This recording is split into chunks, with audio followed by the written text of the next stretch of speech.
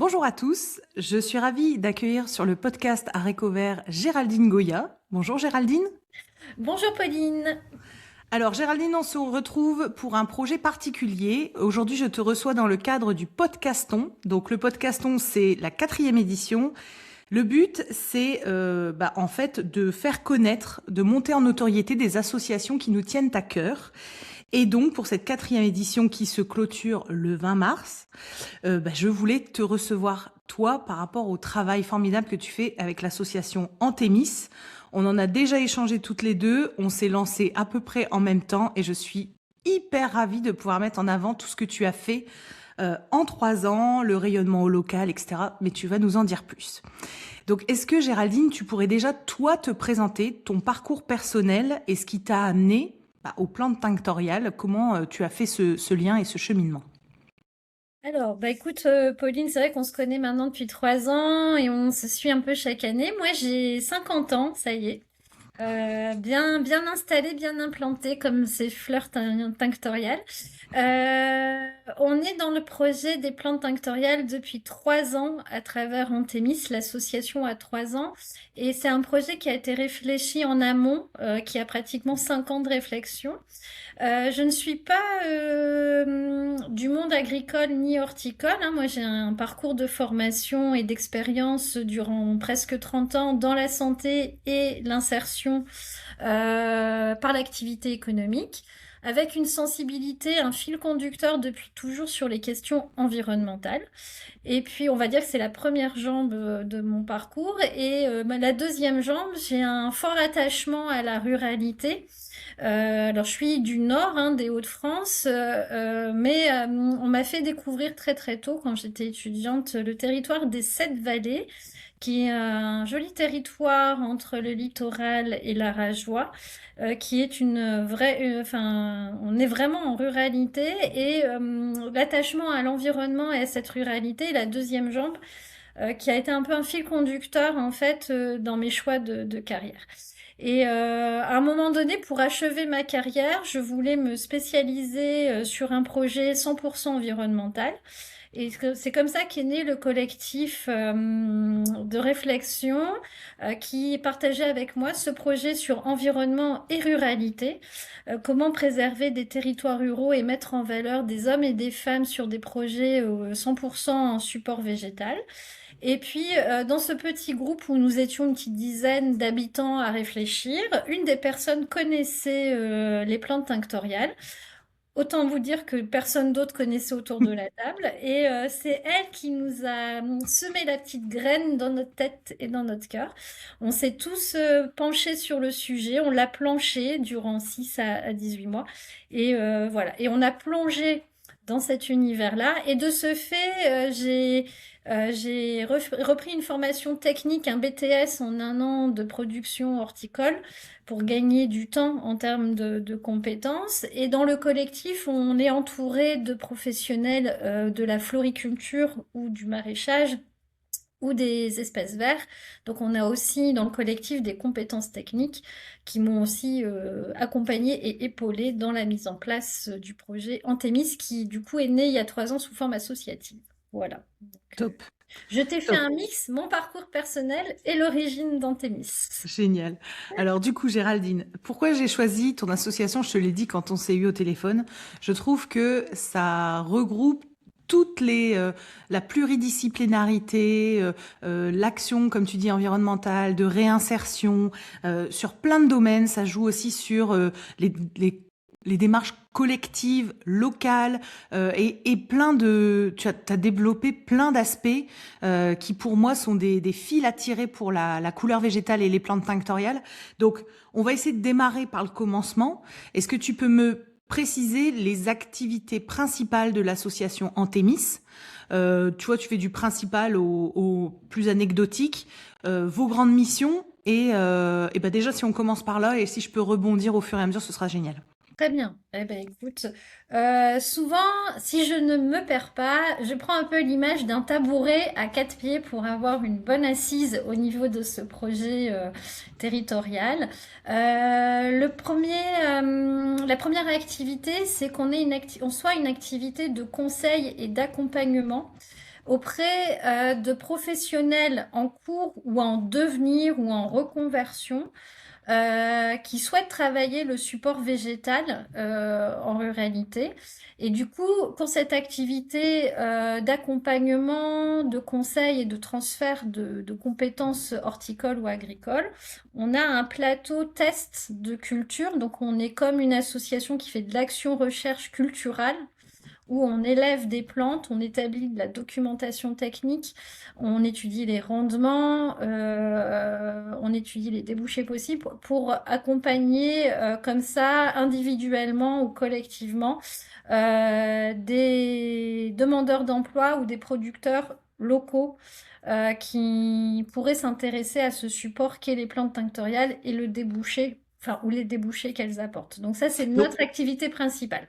donc c'est vraiment spécifique plante tinctoriale. C'est Oui. pas floriculture au sens large, c'est spécifiquement plante tinctoriale. Alors, je dis quand même floriculture parce que les plantes tinctoriales, c'est large et nous, on a choisi la fleur Ouais, dans l'univers tinctorial. Donc, on est quand super. même floriculteur. On se présente comme des floriculteurs spécialisés, en fait, ou sur de la floriculture fonctionnelle. C'est un deuxième terme qu'on utilise dans le jargon un petit peu des plantes tinctoriales industrielles.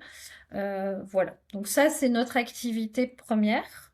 Et donc, dans cette activité première, est-ce qu'on peut parler, sans qu'on perde notre fil, mais des différentes plantes, vu que tu t'es focalisé sur les fleurs, quelles sont les fleurs que tu travailles aujourd'hui et sur lesquelles tu peux accompagner des reconversions, des projets, etc.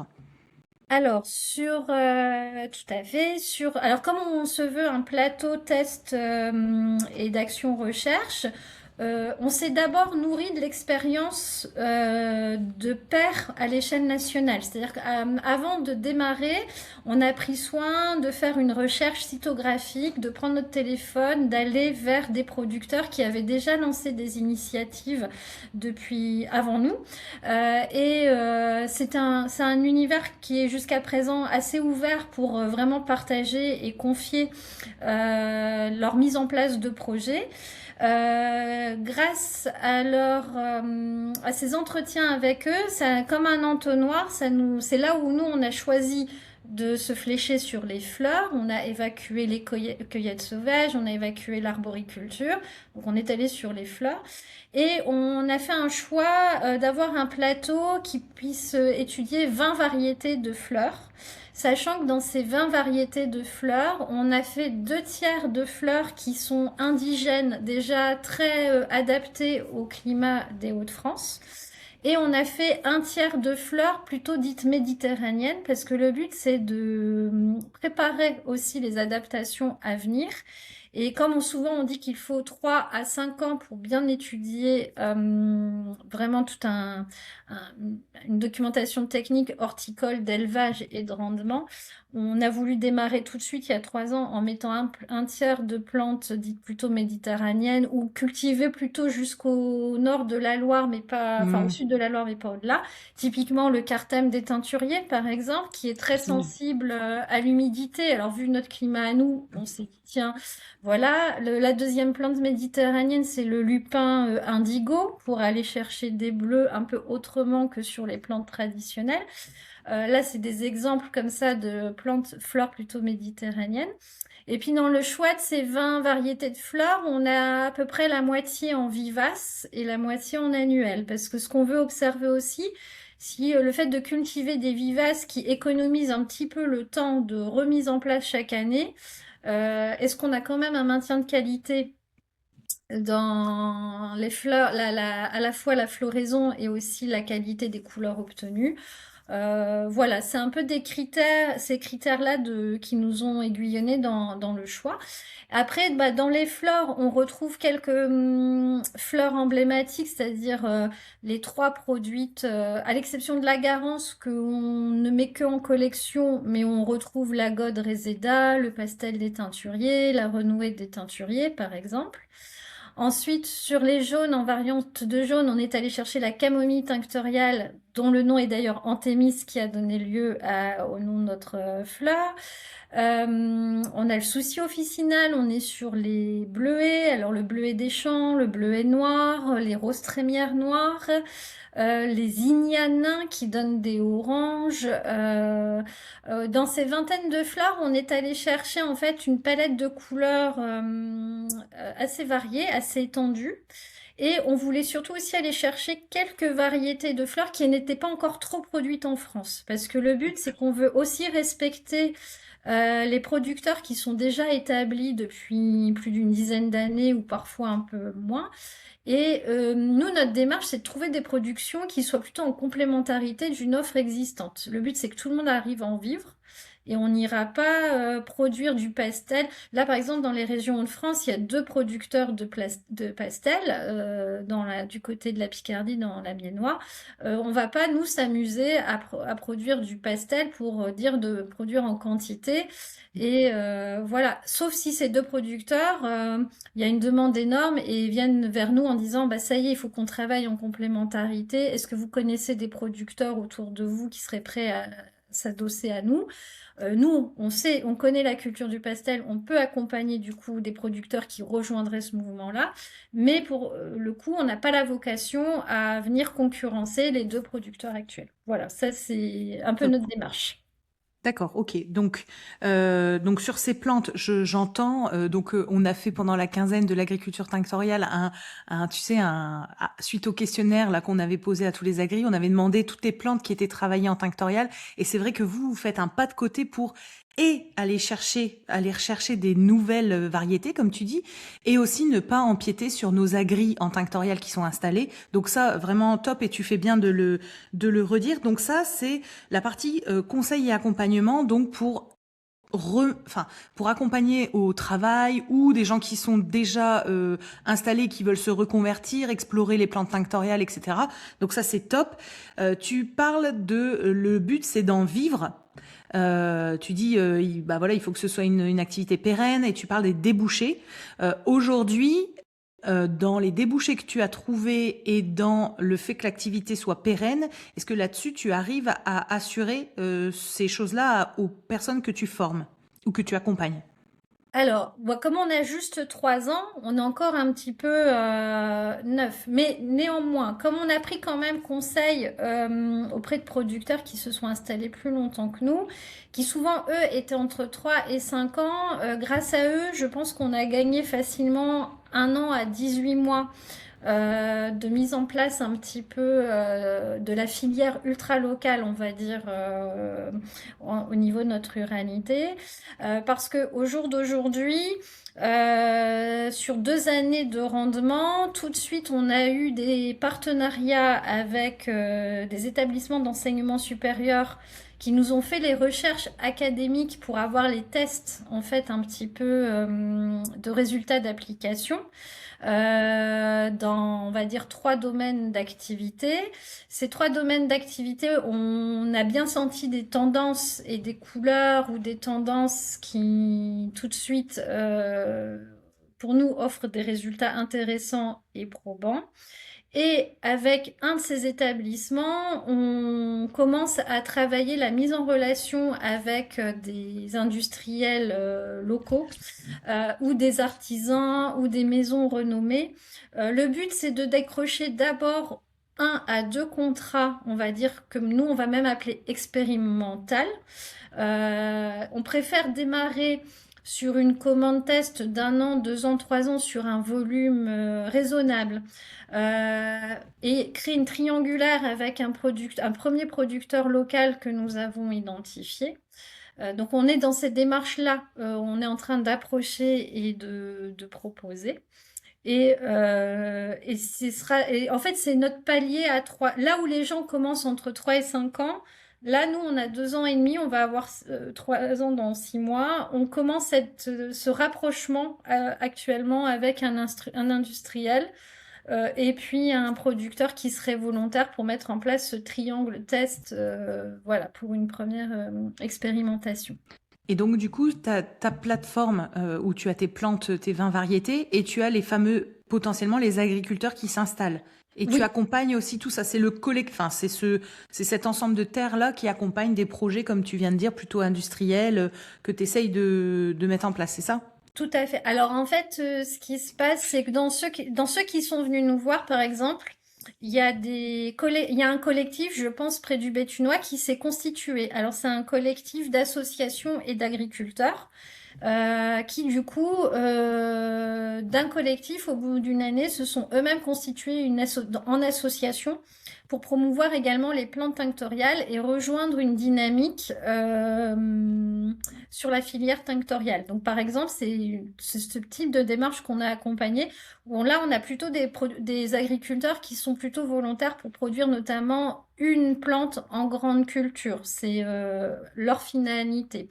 On a beaucoup eu des maraîchers qui récemment installés ou des producteurs de PAM récemment installés, souvent des personnes plutôt qui sont issues d'une reconversion professionnelle et qui dès le départ sont tout de suite dans une réflexion de covaleur de leur petite production, c'est-à-dire qu'ils sont plutôt pour faire de la tisanerie, de l'herboristerie, mais dès le départ, ils viennent nous voir pour connaître le débouché complémentaire qu'offrent certaines fleurs, parce que souvent, dans certaines fleurs tinctoriales, certaines sont connues en PAM, et en fait, elles ont cette co-value. Donc là, on a pu accompagner comme ça quelques jeunes installés qui tout de suite sont dans la diversification, et du coup, ont des petites productions et ils ont un micro-réseau autour d'eux où ils proposent de la matière ou des services autour des tinctoriales.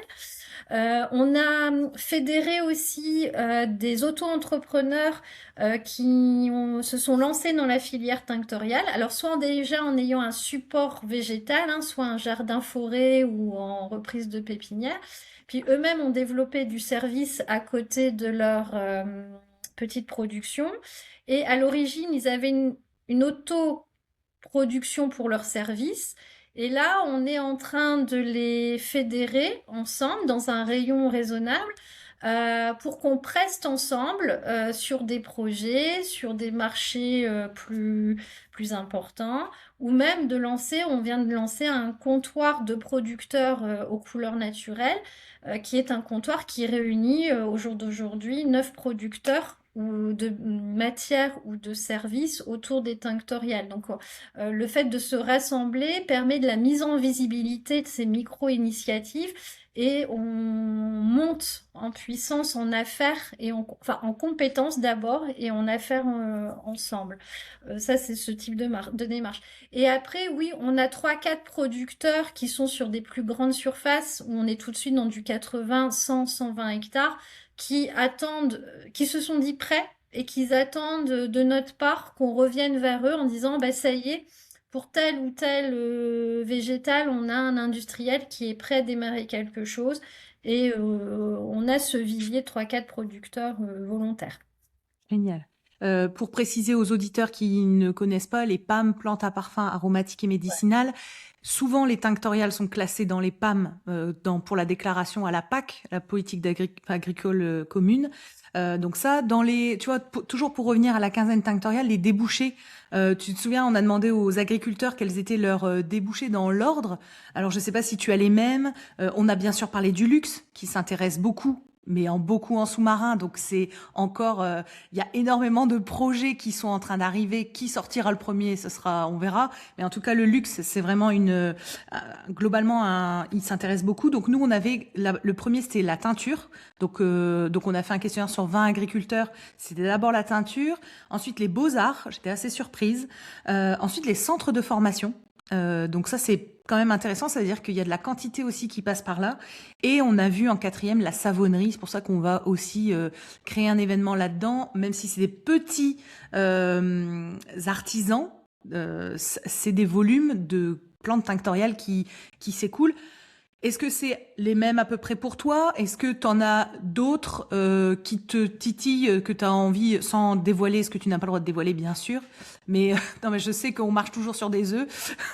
Non, non, mais on retrouve les mêmes indicateurs de tendance, sachant que Nous, très vite, effectivement, on est sur les métiers d'art, le luxe et les beaux-arts. Voilà, parce que je pense que il y a de la rencontre humaine, il y a des compétences techniques qui se rencontrent et on est dans du vrai travail à façon et de niche et où on sait aussi la valeur de se donner du temps pour avoir un résultat de qualité. Voilà. La teinture en soi, on n'ira pas trop. Nous, en interne, au sein d'Antémis, on est quand même sur un territoire où on n'a pas de trop grosses surfaces. On est quand même sur des petites surfaces ou des moyennes surfaces. Et euh, dans la miennois, ils sont en cuma ou ils sont en gros volume. Je pense pas qu'on ira jusque-là. Et de toute façon, même en interne, on se pose la question du positionnement, euh, quantité, matière, prix. Par rapport à la teinture tissu. Donc, du coup, c'est pas la filière sur laquelle nous on la suit avec attention, mais on n'ira pas forcément vers celle-là. On a des appels un peu du pied sur la cosmétique et avant, enfin, je dirais derrière les métiers d'art, le luxe et les beaux-arts, la deuxième filière qui, ex aequo, ont effectivement les organismes de formation et les établissements techniques qui sont sacrément en train de se mettre en route sur la transition écologique, dont les apprentissages techniques, que ce soit le bois, que ce soit les métiers de service en restauration, donc la coloration alimentaire, enfin les arts appliqués, et ces établissements techniques viennent vers nous. Voilà, à la fois en demande matière, en demande produit végétal ou en demande même de formation ou d'accompagnement. Donc voilà, on est sur une partie des cibles que tu as Ouais. citées. Et alors une autre question, c'est ce qui est très intéressant dans votre projet, c'est cette montée aussi en échelle. C'est-à-dire que, comme tu dis, bah voilà, il y a des gens qui se tiennent prêts à cultiver en plus grande surface pour répondre à des projets industriels. Ce qu'on attend tous, parce que clairement, plus il y aura de projets à plus grande échelle, plus ce sera aisé de convaincre d'enclencher quelque chose. Ce que je voulais dire là-dessus, c'est comment est-ce que c'est l'association qui accompagne ces projets industriels ou encore une fois c'est comme un comité pluridisciplinaire où tu as bah, des partenaires qui t'aident aussi ou c'est vous qui portez tout ça, cette montée en échelle, cette mise en Non. culture tu parlais de 120 hectares. Oui, en général, on est tout de suite en démarche coopérative et d'interdisciplinarité, parce que souvent ça appelle des compétences plurielles et qui viennent se compléter. Il y a l'industriel, mais il y a souvent tout ce qui est les laboratoires ou les établissements de recherche académique qui sont un pilier hein, aussi de la filière. On en a besoin pour faire nos tests d'application. Puis eux-mêmes, ils ont leur propre réseau et ils deviennent aussi, je pense qu'ils se prennent au jeu de la filière et ils deviennent partie prenante dans la réflexion. Il y a les producteurs, les volontaires intéressés. Et puis, je pense que des fois, on est dans une dynamique réseau où il y a des compétences tierces.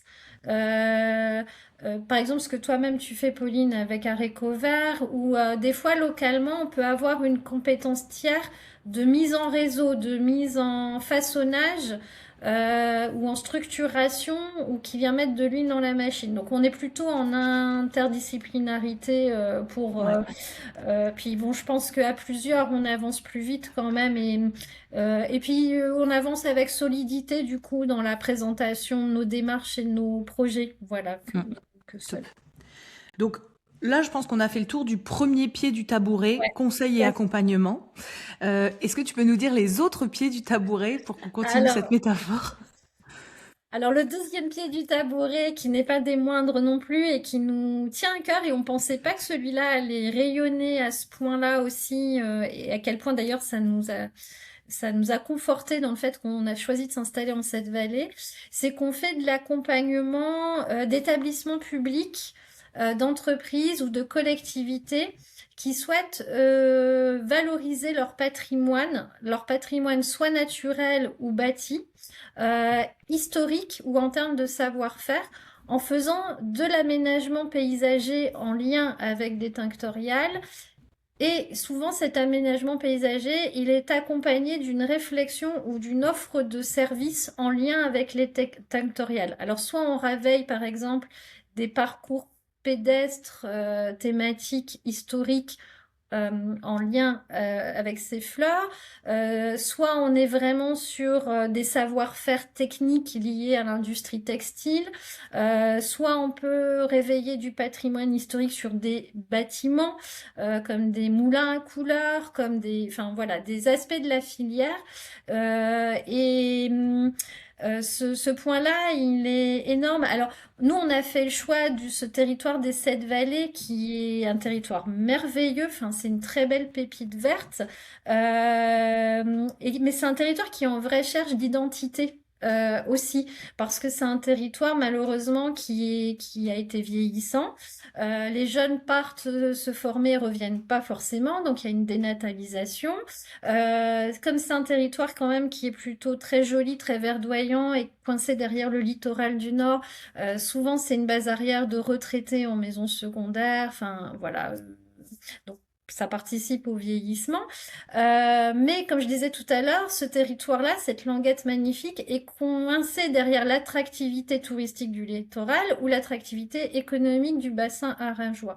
Résultat des courses, on a une activité principalement agricole industrielle, mais avec des populations extrêmement pauvres. C'est-à-dire qu'on est dans les revenus agricoles les plus bas de France. Les taux de chômage chez les femmes sont avoisinent 14 à 16%. Chez les jeunes, ils sont aussi extrêmement importants. Donc, on a des indicateurs sociodémographiques très en difficulté. Donc, on est avec une collectivité qui a une vraie volonté aussi de retrouver une identité qui donne envie. Déjà, qui rendent les habitants fiers du territoire où ils habitent. Et ça aussi, on y participe, c'est qu'on veut leur faire dire leur faire comprendre qu'ils habitent un beau territoire, qu'ils peuvent être fiers de leur territoire et qu'ils sont ressources pour leur territoire. Et en plus, on est sur un territoire où il y a énormément de richesses historiques. Et du coup, avec notre démarche et toute l'histoire qu'on a avec les tinctoriales et les Hauts-de-France, nos projets d'aménagement paysager et de conseil et d'accompagnement dans une offre de services aux côtés de collectivités, d'entreprises ou de structures publiques, on participe ainsi à la valorisation du patrimoine local. Top.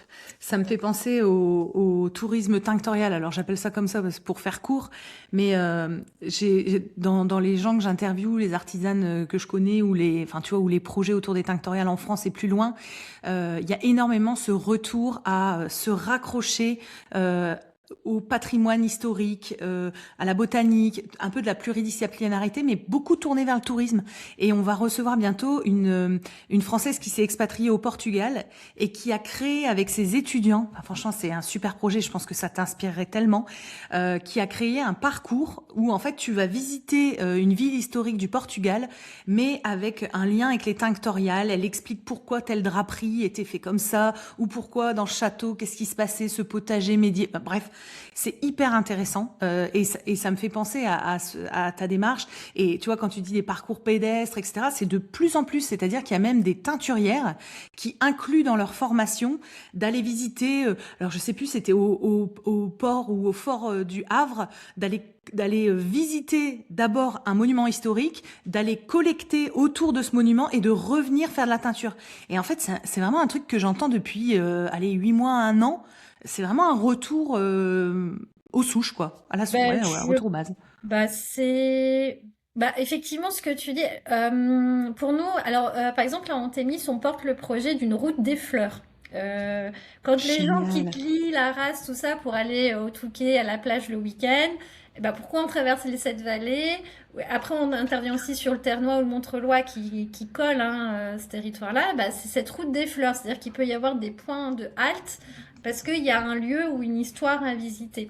Il y a une partenaire d'une association avec qui on travaille a lancé aussi l'idée d'une route des savoirs qui est finalement très croisée. Les deux peuvent aller ensemble ou des itinéraires un peu plus variés. Mais on sent que comme le film, il y a deux brins qui commencent à se torsader ensemble. Et puis surtout, c'est que ça crée du lien entre des lieux et des personnes qui souvent ne se connaissaient pas auparavant et on provoque cette rencontre. Et on ne fonctionne de moins en moins en tuyau d'orgue aussi, chacun dans son projet, Mm. chacun dans ses réflexions sur son modèle économique. C'est que on, on travaille plutôt en systémie, c'est-à-dire on réfléchit une offre à l'échelle d'un territoire qui peut profiter au plus grand nombre et de façon équitable, et puis surtout qui se réfléchit avec du sens, c'est-à-dire pourquoi on y vient, pourquoi on le traverse et pourquoi on s'y arrête. Et je pense que c'est la meilleure façon de se connaître, de travailler la complémentarité et de travailler des bons équilibres, à la fois pour soi, des équilibres d'ensemble et puis des équilibres pour le territoire sur lequel on vit. Donc c'est notre... Enfin, ce que Génial. tu dis là me parle complètement parce que c'est la démarche du Portugal. Enfin, on s'y retrouve, on est dans celle-ci, en Bon, tout cas. top. Top. Eh ben, écoute, la route des fleurs, j'ai hâte de faire escale en allant à la mer. On parlera après des Hauts-de-France et du réseau parce qu'il faut quand même qu'on salue nos pères dans les Hauts-de-France et qu'on fasse un peu de chauvinisme. Alors, on retourne à notre tabouret, le troisième pied du tabouret. Eh ben, en fait, c'est ce que j'allais dire, c'est le consommateur final. Quand même, notre travail, c'est que en même temps qu'on réfléchit le sol et qu'on accompagne des producteurs, en même temps qu'on accompagne des entreprises ou des collectivités publiques sur la place de cette filière-là sur leur territoire, eh ben, parallèlement, on sensibilise le consommateur final. Alors, par des projets de pédagogie, par des projets de sensibilisation, par des projets éducatifs, comme on est labellisé Adage et Passe Culture, on travaille beaucoup avec le milieu scolaire dans des programmes en transdisciplinarité, voilà, pour faire de la sensibilisation. Et il y a aussi un axe formation, entre autres aussi accompagnement par la formation auprès des personnels un peu enseignants, formateurs, de MFR, de formateurs dans des filières du végétal. Donc en fait, il y a toute cette démarche vraiment, on explique les tinctoriales, on montre l'intérêt des tinctoriales. Alors le végétal en soi, mais aussi toutes les applications et débouchés possibles, et puis aussi les impacts sur l'environnement, sur la santé, sur leur territoire. Donc il y a toute cette démarche un petit peu sensibilisation et éducative que nous faisons avec ce troisième pied du tabouret. Et du coup, tu vas jusque... Alors, attends, d'abord, MFR, est-ce que tu peux préciser ce que c'est? Ah oui, c'est les maisons foyers ruraux en fait. D'accord. Donc ce sont voilà des lieux d'accueil de jeunes et de formation technique, souvent en filière agricole et horticole. Top. Et alors, je suis hyper heureuse d'entendre que tu sensibilises aussi à l'aspect environnemental et santé des plantes tinctoriales. Est-ce que tu vas jusqu'à être un petit peu dur avec les colorants de synthèse ou est-ce que tu dis juste que c'est meilleur pour la dégradabilité dans l'eau, pour la fin de vie, de la fin de vie du tissu ou du support qui est avec ces couleurs? Est-ce que c'est une question qu'on se pose souvent, c'est est-ce que les acteurs de la couleur végétale ne sont pas trop soft vis-à-vis de l'industrie des colorants synthétiques? C'est toujours la question qui revient. Est-ce qu'il faudrait un petit peu plus taper dessus, ce qui n'est pas notre... Tu vois bien, le collectif n'est pas dans ce mood-là, mais je voudrais bien avoir ton avis là-dessus parce que tu touches les deux points, la santé et l'environnement, et les impacts sont... Enfin, c'est vraiment crucial. Est-ce qu'il faudrait pour toi un petit peu plus se muscler et un petit peu plus attaquer les couleurs de synthèse? Euh, alors, je ne vais pas évincer ta question, mais je vais te faire une réponse de Normand. Donc je ne sais pas si... Non, je suis un peu plus nuancée que ça parce que déjà aujourd'hui, il y a par tradition, il y a des supports enfin, qui ont besoin encore des pigments de synthèse, enfin de la couleur de synthèse. Euh, Puis vu la masse qu'il faut produire, enfin, on n'est pas prêt à répondre Non, à l'ensemble des de la besoins. demande. Ouais. Ça, ce serait malhonnête d'avoir cette prétention là. Voilà. Par contre, je ne manque pas parler des incidences quand même sur l'eau, sur l'air, sur notre peau, enfin comment aussi on respire et la perméabilité des choses. Donc ça, je fais le point. Et sur le côté nuance, c'est qu'effectivement, revenir à des couleurs naturelles, c'est quand même beaucoup mieux pour la préservation de l'eau, enfin, de l'air dans son ensemble, de sa santé en général. Mais néanmoins, même dans le naturel, des questions se posent. C'est-à-dire la source, c'est-à-dire où est-ce qu'on va chercher sa matière première, d'où elle vient, est-ce qu'elle a été collectée de façon éthique, respectueuse et responsable, y compris sur le plan du travail et de l'écosystème. Tout n'est pas louable quand on dit naturel. Quand on dit naturel, tout ne veut pas dire bio. Des fois, enfin, des fois des producteurs, parce que il faut faire du volume, sont en conventionnel et que même s'ils font beaucoup d'efforts, il y a quand même aussi de l'intrachimie de synthèse qui rentre quand même dans le process d'un produit naturel. Donc, c'est là où ma nuance, comment dire, il y a une attention particulière sur la provenance, le respect de l'eau, l'air et sur sa santé dans ce qu'on ingère ou dans ce qu'on porte sur soi et sur la perméabilité aujourd'hui qui est établie entre les matières et notre corps. Il y a cette veille. Maintenant, de là à critiquer le pigment de synthèse pour faire que la mise en avant de la couleur naturelle, je nuance quand même. Voilà, parce que des Top. deux côtés, il y a des points de vigilance et des efforts à faire des deux côtés, en fait. Top.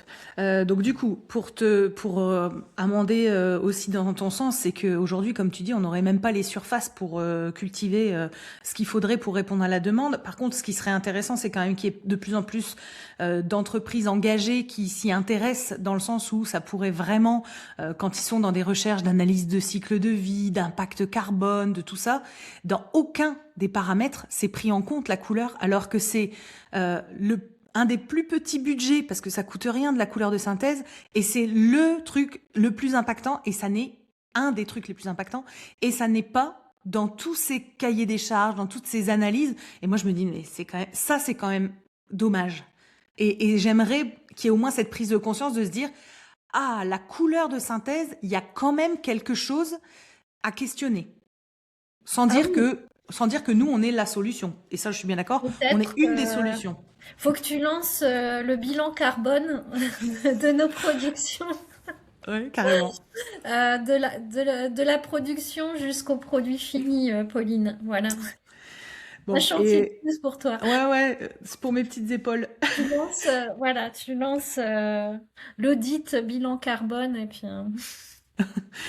Sinon, je voudrais citer l'épisode qu'on a fait avec Audrey Millet, qui nous parlait justement, pour ceux qui ont envie de creuser, des impacts que peuvent avoir les colorants de synthèse, notamment sur le textile, sur la femme notamment. Donc voilà, c'est l'épisode de mémoire, c'est le 15. Il est écouté, réécouté, réécouté. Il date d'il y a au moins 3 ans, mais c'est toujours aussi vrai et de plus en plus. Donc je vous envoie l'écouter si ça vous intéresse. On arrive à notre 4e pied de tabouret. Pour décrire l'association Antémis, est-ce que tu peux nous dire ce que ça touche? Alors, ce 4e pied, quelque part, j'allais dire, néanmoins, il est un peu transverse à tout ce qu'on fait. C'est que c'est les valeurs de l'association que l'on anime pour le coup en étant présent dans des dynamiques de réseau local et de coopération. Alors, c'est la coopération, c'est tous les modèles emprunts à l'économie sociale et solidaire. On est sur une démarche de coopération et une réflexion en systémie et à l'échelle du territoire. Je pense que je l'ai déjà beaucoup dit dans mes présentations d'avant.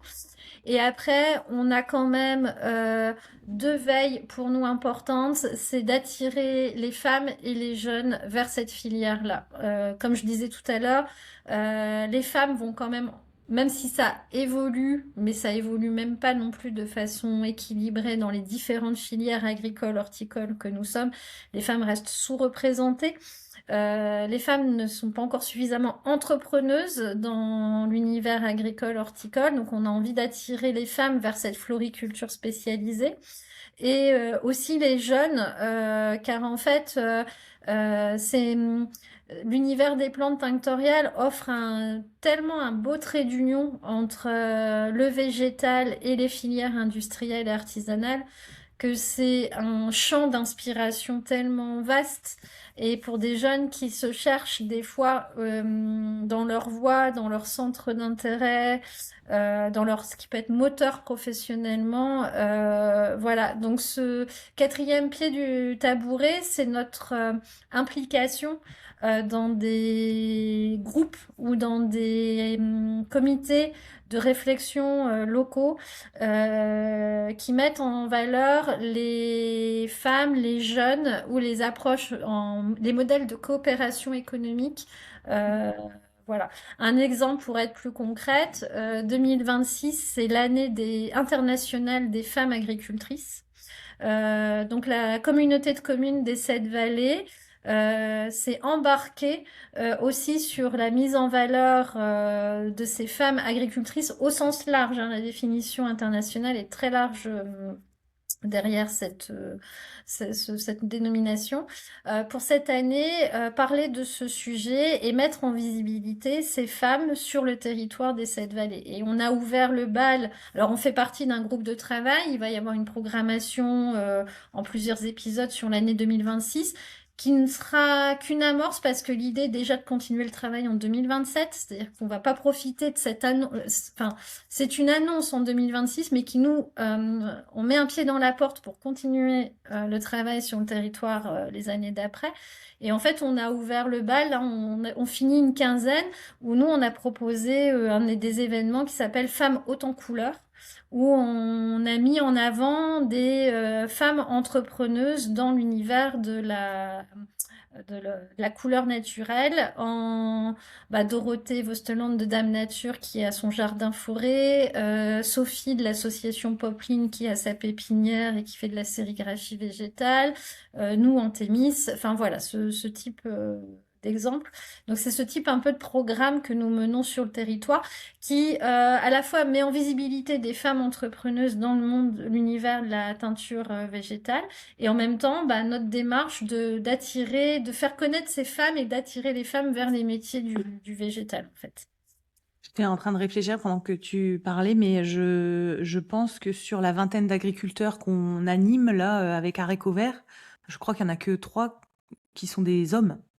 Donc j'ai un peu l'impression quand même que c'est une culture qui est, enfin les plantes tinctoriales justement comme tu dis, hein, la partie fleurs, malgré qu'elle soit très physique, hein, récolter la garance, je pense à nos amis du Champ des Couleurs, c'est très physique, mais c'est plutôt une culture qui est quand même plutôt féminine. C'était un constat qu'on avait fait. Alors, est-ce que dans ton comité, moi j'ai envie de dire, alors avant qu'on démarre, c'était plutôt les hommes qui étaient en grande culture. Et les femmes étaient soit en activité complémentaire d'un conjoint qui était en polyculture, et les femmes avaient porté l'activité complémentaire à la ferme en petite surface sur les tinctoriales. Ou sinon, on a des projets un peu mixtes, production ou service, plutôt portés par des femmes. Et Moi, j'ai beaucoup de femmes. Voilà. Et est-ce que tu as des femmes qui font de la grande culture? Oui. Bah écoute, tant mieux. Parce qu'elles ont, alors on va faire un peu mais parce qu'elles ont des parents, comment dire, qui étaient dans le monde agricole, donc, tu vois, c'est plutôt. Il y avait déjà du foncier. Il y avait déjà du foncier, il y avait déjà de la mécanisation. Ouais. Est-ce que j'ai beaucoup de femmes qui font de la grande culture? Bah quand même si, finalement, en Bretagne, dans le sud. Parce que d'ailleurs, un truc qu'il faut qu'on explique aussi aux auditeurs, quand on a échangé toutes les deux par téléphone, on s'est dit, c'est bien dommage qu'on n'ait pas parlé avant, parce qu'en fait, ce que tu fais donc à l'échelle Hauts-de-France, etc. En fait, pareil, on va vers les mêmes choses, on va interroger les mêmes sujets, Alors, moi, je suis pas autant que toi dans tout l'aspect réseau, l'aspect réinsertion, etc. Mais je veux dire, sur les questions des plantes, des débouchés, des montées en échelle, des agris, etc. Et je me dis, bon, voilà, c'est quand même dommage qu'on ne se soit pas parlé tout au début pour mutualiser un peu nos recherches, mais bon, comme quoi, au moins ça arrive et c'est très bien. Mais donc, pour revenir aux femmes, oui, j'ai des femmes grande culture, mécanisées, mais qui ont une génération d'avant qui était dans l'agriculture. Mais ouais, parce Ouais. que du coup, comme nous, il y a 5 ans, quand on interrogeait les projets, c'était plutôt assez masculin. Alors, je parle des gens qui se sont installés depuis 15 ans, 20 ans ou 10 ans, enfin Ouais. les plus anciens, et qui ont su en vivre. Ils étaient en grande surface et en structuration parfois commerciale.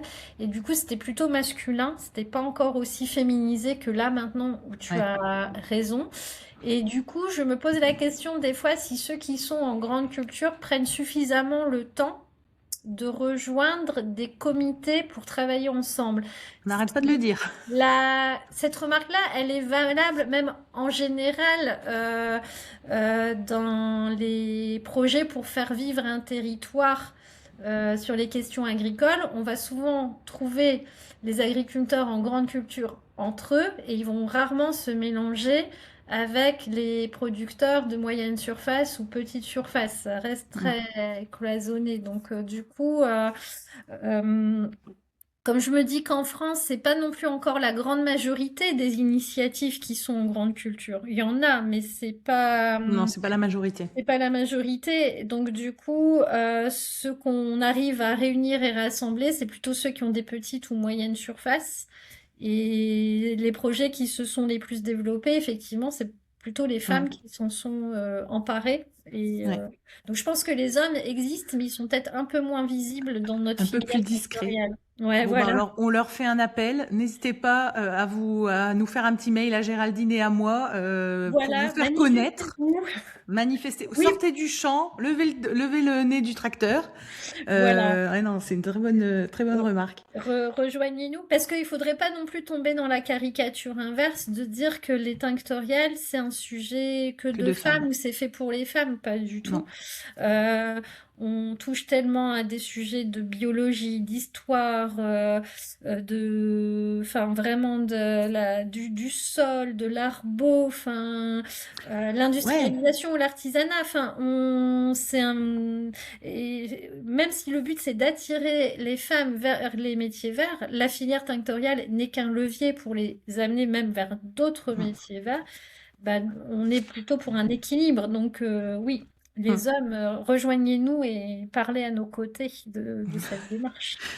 top. Alors, avant de passer à notre petit rayonnement local, parce que j'aimerais quand même mettre les Hauts-de-France en avant avec bah, ton travail et je sais le travail que tu fais avec les autres, je voudrais savoir comment on peut aider pour nos auditeurs les Antémis. Comment on peut vous aider je sais pas comment fonctionne. Est-ce qu'il y a un système d'adhésion comme on peut avoir par exemple chez la map Tinctilis de Cécilia Aguirre dans la région parisienne? Est-ce que c'est plus venir te filer des coups de main au moment des récoltes, notamment quand c'est les gros coups de bourre? Comment on peut, pour les auditeurs qui écoutent, qui ont envie de contribuer à ton projet, enfin à votre projet autour d'Antémis, comment on peut aider? Bah, j'allais dire de trois façons, mon capitaine de base, hein. C'est qu'effectivement, on est une association, donc il y a une possibilité d'adhésion pour devenir adhérent de l'association et montrer qu'on le soutient. On a voulu, alors ça va de 2 euros, 10 euros, 20 euros ou 30 euros, donc parce qu'on veut une accessibilité aussi de soutien. Voilà. Après, on peut avoir une adhésion sur une base non libre, hein, s'il y a des personnes qui veulent nous soutenir davantage. Allez-y, on est preneurs. Et puis ensuite, nous, on fonctionne en démarche participative. On est en démarche participative et scientifique, donc on a vraiment enfin, on a des chantiers participatifs apprenants toute l'année, qu'ils soient sur notre plateau test de culture, pour des aspects très horticoles ou des aspects techniques, hein, par exemple, fabriquer nos séchoirs, les Ouais. réaménager chaque année, se construire du matériel, des comptoirs pédagogiques, enfin en autoconstruction, enfin ce genre de choses. Puis on fait aussi des chantiers participatifs sur nos projets d'aménagement paysager. sur nos sites historiques, voilà. Donc vous pouvez très bien nous contacter via notre page Facebook ou voilà ou notre adresse mail pour essayer de nous se joindre à un chantier participatif. Et il y en a vraiment toute l'année, puisque finalement, contrairement à ce qu'on croit, il y a du travail de janvier à Ouais, décembre carrément. maintenant. Mm. Euh, voilà. Ensuite, bah, si vous suivez notre actualité par Facebook ou si vous nous écrivez pour plutôt recevoir une newsletter par mail, on a un certain nombre d'événements dans l'année où on présente nos produits, nos graines, nos plants, notre matière sèche. Comme on travaille avec des producteurs locaux, le comptoir nomade aux couleurs naturelles, et ben, si vous venez à ces événements-là et que vous achetez nos produits, bah, vous soutenez notre initiative locale. Voilà. Bon, C'est donc, pas- top, Géraldine. Je mettrai les trois. Faudra que tu me donnes les trois liens. Je les mettrai dans le descriptif d'épisode pour que les gens ne mettent pas plus de 3 clics pour pouvoir aider l'association. Alors, j'ai une autre question. Quelle est ta vision pour Antémis dans les 3 prochaines années? Vu que tu vas fêter là bientôt vos 3 ans, Tout à fait.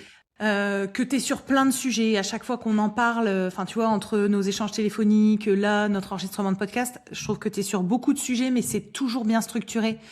En fait, ça n'est pas de l'éparpillement, il y a toujours une logique. Et ça, j'apprécie beaucoup parce que du coup, je pense que votre initiative, elle a un socle dur et du coup, pour moi, l'avenir, bah voilà, est assuré. C'est ma perception. Est-ce que tu peux nous dire un petit peu, voilà, ta vision sur 3 ans, qu'est-ce que tu as envie d'explorer, de même lancer des bouteilles à la mer, de partenaires ou d'autres choses, voilà, qu'est-ce que tu vois pour la suite? Et on finira par nos amis des Hauts-de-France. Bah, tu l'as très bien dit, hein, Pauline, et tu as parfaitement raison. On arrive à nos 3 ans et là, on est déjà en train de réfléchir depuis quelques mois et à l'horizon de notre assemblée générale qui aura lieu en juin, à la fois ce bilan triennal et le regard pour demain sur à peu près 5 à 6 ans. Effectivement, notre bilan à 3 ans, c'est qu'on a su démarrer, on a été très bien le choix du territoire sur lequel on a voulu intervenir a complètement fait sens parce qu'on a été très bien accueillis sur le territoire, à la fois par les habitants comme par les collectivités, et on a été consolidé. Ça, le bilan à 3 ans, il est là. On a créé un emploi et une mission en service civique. On est en train de monter la création d'un deuxième emploi. Et nous, on avait un objectif à 3 ans que si on arrivait à générer de l'activité pour 3 personnes, on trouvait ça étant un bilan déjà plutôt satisfaisant et quelque part on n'en est pas loin. Donc vu le contexte du monde Hum. associatif et des finances publiques, on est plutôt très satisfait de ce bilan à 3 ans. Maintenant, la suite de la consolidation, c'est le changement d'échelle, c'est-à-dire passer à la taille au-dessus, c'est la partie développement. Mais la partie développement sur le projet cœur d'Antémis, c'est le passage dans une filière locale. C'est ce que j'ai pris du temps avec toi. Effectivement, on en a parlé dans l'aspect 1, le premier pied du tabouret. C'est accompagner. Donc c'est le changement d'échelle, c'est-à-dire que sur la base de peut-être 1, 2 ou 3 produits végétaux qui sont intéressants en termes de débouchés pour nous. On crée cette filière avec quelques industriels volontaires et des producteurs. Et voilà, on veut actionner une filière locale avec une chaîne producteur, industriel, consommateur, on va dire, d'un certain volume. Ça, Et c'est... Oui. de rétribuer pour que l'association continue. Comment dans des projets comme ça, de filière, donc avec un débouché économique pérenne, ce qu'on cherche tous, comment vous, l'association, vous pouvez du coup récolter, je sais pas, une participation, enfin de quoi nourrir d'autres projets, de continuer cette association et cette montée en...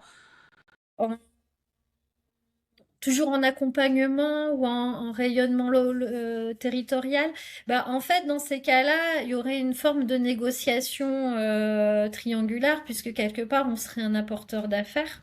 Et du coup, il y a un engagement, de coup, il y aurait une part prélevée en fait par Anthemis, le fait qu'on soit un apporteur d'affaires dans la négociation du prix. Et puis, dans cette quote-part-là qui serait étudiée, il y a une part qui serait payée en partie par l'industriel et certainement par le producteur sous une forme d'adhésion ou sous une forme peut-être de part si on crée une autre structuration juridique comme une SCOP ou enfin, un autre modèle, de contribution à ce qu'on reste en recherche et développement. Parce que le but, c'est déjà, on sera un fournisseur de semences ou de Oui. plants. Ça, on est la base, on veut travailler sur du local.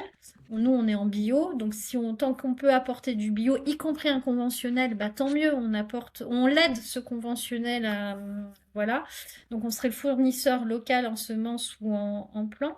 Ça nous permet aussi de nous financer pour continuer à produire de la documentation technique, continuer à ce qu'on passe du temps avec de la recherche académique ou peut-être qu'il y aura des laboratoires privés qui viendront compléter des fois les travaux d'un industriel. Et puis, cette contribution qui serait payée par l'industriel et par le producteur sous forme d'adhésion ou de pas, nous, c'est ce que je disais, c'est le coup d'après. C'est-à-dire qu'il faut qu'on soit toujours en démarche du Ouais, prospective et qu'on a un coup d'avance, en fait. génial. Donc, c'est ça, parce que si le marché se retourne ou si l'expérimentation n'est pas concluante en 1 an, 2 ans, 3 ans, ou si on va sur d'autres tendances, il faut toujours être prêt un peu en amont, avoir un train, enfin voilà, un Ouais, train un train d'avance, d'avance. voilà. D'accord, ok. Qu'est-ce que tu vois d'autre pour les 3 ans?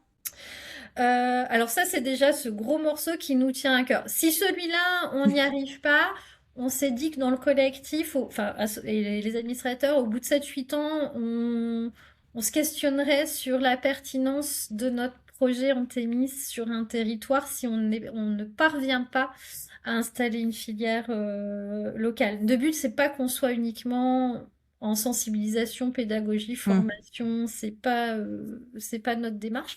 Et bah, le deuxième axe, il est en recherche, en ressources humaines, c'est-à-dire qu'on a la projection de porter l'équipe à peu près à 5 6 personnes. C'est de montrer qu'on est capable de créer de l'emploi sur le territoire dans la filière tinctoriale. Donc, c'est-à-dire que l'assise et le développement d'Anthemis permet de constituer une équipe plus étoffée. Ça, ce sera le deuxième challenge. Donc, c'est l'opérationnalisation à plus grande échelle en mode filière locale. C'est porté de 2,5, là, équivalent temps plein. Si on peut aller à 5 à 6 personnes salariées, ce serait très très bien. Voilà, c'est les deux gros challenges Ouais. qu'on se donne. Et puis, ce qu'on va décider là, c'est les 2 ou 3 débouchés sur lesquels on va vraiment se focaliser en termes de filière de transformation. Voilà. Pour ne pas s'éparpiller parce Hmm. que la tentation est grande, on a beaucoup de sollicitations par intérêt, par curiosité, et il faut pas se disperser, il faut se dire que si on veut changer d'échelle, on choisit là pour le coup Le combat. fermement Ouais, top. les débouchés. Voilà. Génial, franchement, génial. Je te redis toute mon admiration. Franchement, enfin, tu sais non, mais tu sais qu'on partage les mêmes envies, les mêmes projets de remonter une filière, enfin, tu vois, remonter une filière tinctoriale en France, faire du lien, faire tout ça. Mais je trouve que de t'être ancré dans un territoire et d'avoir su mettre les racines, si tu vois, la symbolique, et ben je trouve que c'est la preuve par l'exemple et je trouve ça vraiment génial. Donc je suis hyper contente franchement voilà, de mettre en avant Anthemis, aller soutenir l'association, je remettrai les trois liens. Alors, on va faire un petit peu de chauvinisme, si tu veux bien, pour les quelques minutes qui nous restent. Donc, de côté Haricots on anime la filière tinctoriale, tous les domaines d'application confondus, et on a un annuaire où les gens peuvent se renseigner, peuvent se poser dans les cartes, etc., par domaine d'application. Et il s'avère que j'ai voulu un petit peu challenger les régions. Et donc, on a vu que aujourd'hui, les deux grosses régions actives, c'était la Bretagne et l'Occitanie.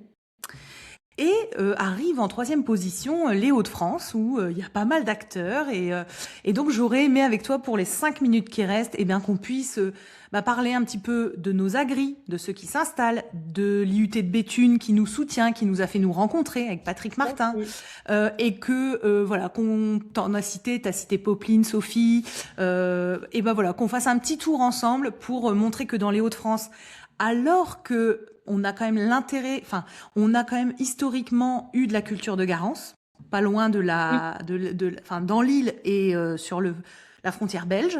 Il faut quand Et il même y le dire. avait un moulin à Garance sur l'île. Voilà. Et il y avait un moulin Garance sur l'île. Et on est une région textile historiquement, etc. Mais de prime abord, c'est pas la première région qui sortirait. Alors on a aussi, et on va le citer, sinon on va se faire taper sur les doigts, la cathédrale d'Amiens avec la fameuse WED, donc le Lysatis Tinctoria, qui a été, alors je sais pas si c'est un secret ou pas, je sais pas si c'est vérifié ou pas, mais une partie de cette cathédrale financée par le commerce de la WED.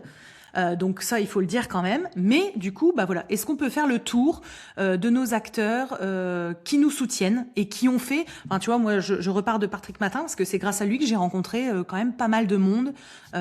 Hélène et David Brunel, agriculteurs, grande surface de pastel. Alors après, Aurore Cottrell. De Blue Pastel. Il y a il y a l'association Les Tinctoriales de Lille qui Radostina. ont démarré 2 ans. Enfin, nous, on a réfléchi il y a 5 ans, mais eux, ils étaient déjà au stade de création d'une association et qui ont une approche très intéressante parce qu'ils sont en tinctorial en zone urbaine, ultra-urbaine, tout ce qui est friche, la gestion de friche en transition, enfin, la dépollution des sols. Enfin, il y a des axes très, très complémentaires. Oui, il y a Dame Nature, il y a Popeline. Euh, Moi, je il y a voudrais citer... Ah, oui, vas-y. il y a les Jardins d'Aulus, c'est une jeune pépiniériste dans l'Avesnois qui a pris une spécialisation sur les plantes médiévales, mais qui du coup réintroduit aussi de la production de plants tinctoriaux, par exemple. Moi, je voudrais citer Romain qui s'est installé à Nomain et qui cultive l'indigo de Persicaire à indigo des Hauts-de-France. Pour l'instant, c'est un début, mais c'est cool, quoi. Enfin, franchement, c'est top que ça ait fonctionné et qu'il ait une puissance de bleu. Parce qu'on est dans les Hauts-de-France encore une fois et qu'on n'a pas une exposition et du soleil comme il faudrait. Haricots verts quand même, on va le dire, qui est Aussi, qui en nous met frontière en belge. valeur et en visibilité et qui participe aussi à nous rassembler, puis à, à nous questionner tous dans nos champs, dans nos domaines respectifs sur les mêmes sujets. Et comme ça, on voit les résonances, les réflexions et les cheminements. Et ça, c'est extrêmement important. Donc, tu es précieuse dans ce mouvement de nous mettre en synergie. Il y a le collectif que j'ai accompagné qui s'est créé en association La Pâture Papote à Trop drôle. Lillers, dans le Béthunois, voilà, qui rassemble des agriculteurs, Les agris. entre autres. Oui, l'IUT de Béthune.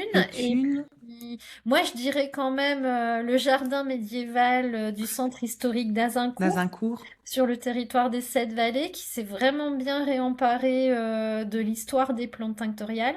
Il y a l'université d'Arras sur sa filière histoire, qui est adossée à l'IUT de Béthune en chimie verte et qui Oui, a c'est des vrai. axes de recherche aussi sur les plantes tinctoriales, par exemple.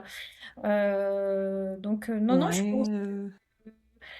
Je euh, pense à Charles Giot. Charles Giot de oui, tout l'Université à fait, d'Artois, justement, qui a fait un livre aussi sur la recherche historique de la WED, tout à donc le fait. Lysatis Tinctoria. Alors, j'ai pas tous les noms en tête, mais toute la série des scientifiques qui sont venus à la dernière fête des plantes, fête des plantes, n'importe quoi, journée des plantes tinctoriales, justement organisée par Patrick Martin. On a fait des capsules de podcast avec tous les chercheurs sur la phytoremédiation, sur tous les usages, etc., dans la papeterie, etc. J'ai pas tous les noms, mais je vous invite à aller regarder sur le podcast. Il y a 12 épisodes, 12 ou 15 épisodes, et qui sont des Hauts-de-France, tous. Qui sait? Et Il faut pas qu'on en oublie, sinon on va se faire ah ben, taper dessus. On va comme en ça, oublier. ça brûle pourquoi on va en oublier. Mais je sais qu'en accompagnant le collectif La Pâture Papote il y a peu de temps pour les accompagner au démarrage, moi j'avais refait un recensement rien que cytographique sur les Hauts-de-France. Je retrouvais 24 initiatives Je, je- tinctoriales. je Et pense qu'on dans doit pas être loin de ça, ouais. ces 24, c'est plein de statuts différents. Je t'ai cité par exemple sur du service en compétences transverses. Mais tu as des producteurs, tu as des auto-entrepreneurs, tu as parfois des artistes, designers qui sont en activité uniquement de service autour de la filière tinctoriale. Donc, moi, c'est pour ça que j'ai pas tous leurs noms en tête là, mais j'avais Non, recensé 24 initiatives. Alors que, il y a 3 ans et demi, enfin, entre 5 ans et 3 ans et demi, il y avait pas grand monde. j'en relevais que 4 avec nous dedans. Il y a Bleu Pastel qui est en train de se lancer, Popeline est en train de se lancer. Donc c'est pour dire que c'est assez exponentiel C'est un en... truc de dingue. Mais je suis hyper contente que tu dis ça parce que je crois qu'on est au même stade en termes de nombre de recensements. Par contre, il faut préciser quelque chose. Par exemple, dans les tinctoriales comme dans Antémis, c'est tout un réseau. Donc derrière, il y a 50 adhérents, plus ou moins discrets, plus ou moins, mais qui rayonnent. Donc faut préciser ça. Mais je pense aussi qu'il y a 24 points d'entrée, on va dire, dans les Hauts-de-France. Et s'il y en a d'autres, encore une fois, manifestez-vous, petit mail à Géraldine, petit mail à Haricots Verts, qu'on maille, parce qu'en fait, ce que je voudrais dire, mais bon, je pense que tu abonderas dans mon sens, c'est que moi, je me suis rendu compte de quelque chose. La démarche que j'ai voulu très nationale, même ouverte aux pays européens qui sont francophones, même plus loin, tu vois, on a des gens du Canada, Madagascar, enfin bref. Je pense qu'en fait, elle prend racine en région. Et je suis de plus en plus convaincue qu'il faut qu'on maille par région. Donc on a par exemple les collectifs des agricultrices bretonnes qui se rassemblent. Il y a en Occitanie ça commence à bouger. Enfin il y a d'autres initiatives pour n'oublier personne. Mais ce que je veux dire c'est que je pense qu'il faut vraiment qu'on raisonne local, régional, qu'on s'entraide parce qu'en fait il y a de la place pour tout le monde. Et plus on va mailler, plus ça va rayonner parce que direct, tu vois là, si on cite 24 points de contact, ça fait quand même du monde qui peut relayer des infos et c'est quand même Tout à précieux. fait. Déjà, c'est mettre en valeur notre région, les Hauts-de-France, hein. Ça veut dire qu'économiquement, il y a quand même 24 porteurs d'initiatives ou de projets. C'est-à-dire qu'on n'est peut-être pas encore assez, enfin, suffisamment nombreux ou trop gros, mais en tout cas, il y a une dynamique qui participe quand même à valoriser notre région. Et ça, c'est important que la région le sache et le L'entendre, ouais. voit et l'entende. Et nous aide.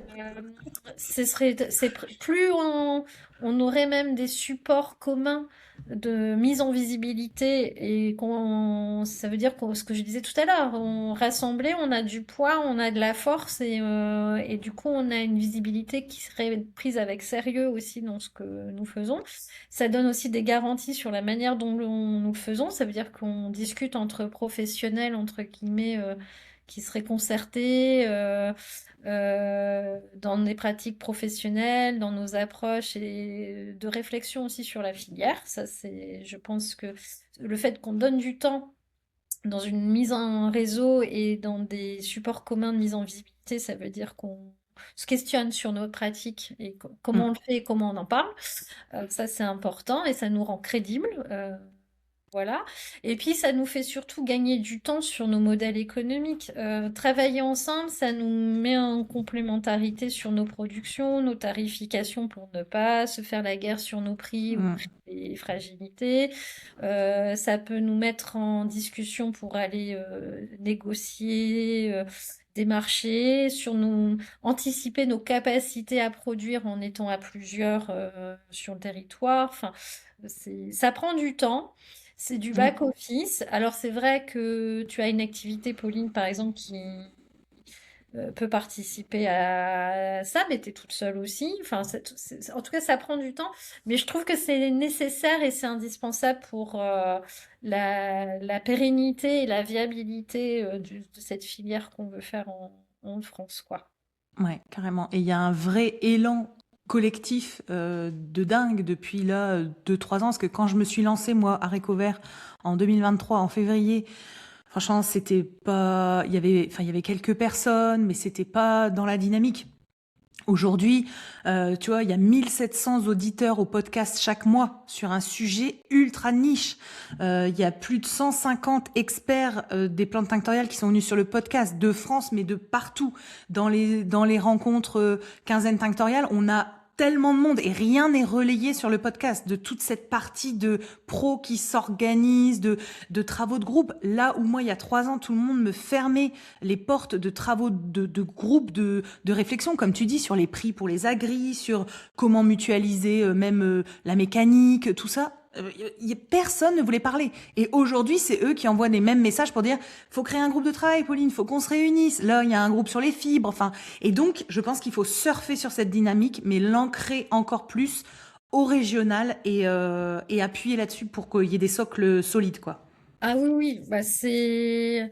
oui. Bah, nous, par exemple, tu vois, on a un rayonnement sur 200 kilomètres à la ronde, donc on voudrait quand même avoir une filière courte, Hum, locale, sur un plan économique. Comme ça participe quand même au respect du projet sur un plan environnemental. Et sur 200... Enfin, on est un territoire Hauts-de-France avec une belle attractivité, la Belgique, Lille, des grandes villes de taille moyenne qui sont dynamiques, l'Île-de-France, enfin, il y a de y a quoi de quoi faire, faire, déjà.